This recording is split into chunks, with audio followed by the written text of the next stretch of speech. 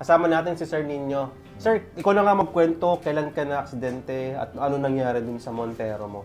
Na-aksidente ako noong February 1. Sa left ang pumutok, kaya left yung kabig. Oo. Nag-total wreck siya. Total wreck. Total wreck, talagang walang papapakinabangan. Ay malalang, wala talaga ako kahit galos. Nakaraan na ilang araw, sabi ko, parang masakit yung sa may bandang puwet ko. Dumating ako dito, nakaganon ako.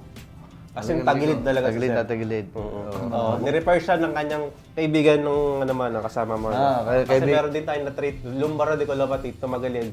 Nagkatrabaho sa Philip Morris, no? Pakita natin sa video na to, yung kung anong nangyari sa kanya. Akalain mo talagang buhay pa si Sir. Pero dapat kung titinan mo siya, kung ikaw makakakita, na mabubuhay yung driver ng Wala sasakyan ng talaga. Montero, no? Himala yung nangyari.